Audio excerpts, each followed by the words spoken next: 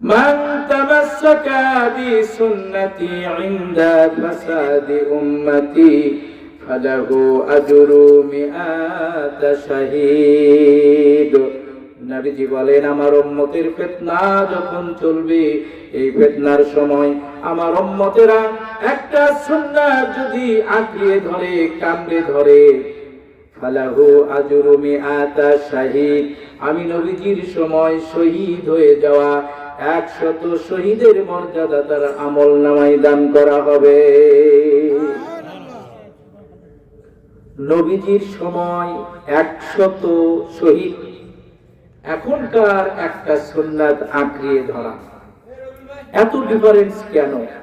সংক্ষেপে বলছি, সেই যুগের মানুষেরা সন্তানদেরকে ধাক্কা মেরে বলতো, জিহাদের ময়দানে যা, তোরা শহীদ হবি, আর আমরা শহীদের মা বাবা হয়ে আল্লাহর দরবারে উঠব।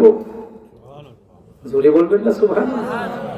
অনেক ঠেলাগাড়ি, ভ্যান গাড়িওয়ালা, দিনমজুর সন্তানদেরকে স্কুল কলেজে পড়াতে পারে না, চোখের পানি ছেড়ে দিয়ে বলে, বেটা যা মাদ্রাসায় লেখাপড়া কর, তুই যদি হাফেজ হোস তাহলে আমি একটু হাফিজের বাবা হতে পারবো।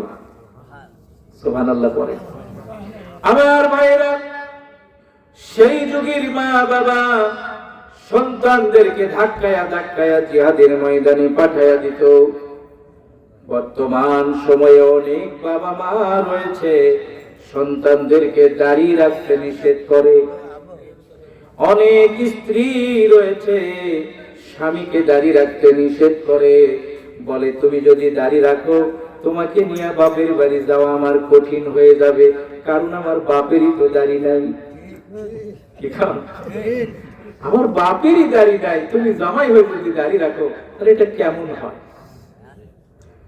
অনেক বাবা মা সন্তানদেরকে বলে, বেটা দাড়ি রাখবি যদি রাখো তবে বিয়ার আনা পরে রাখ, তোর মেয়ে পাওয়া বড় কঠিন হয়ে যাবে। ঠিক কিনা?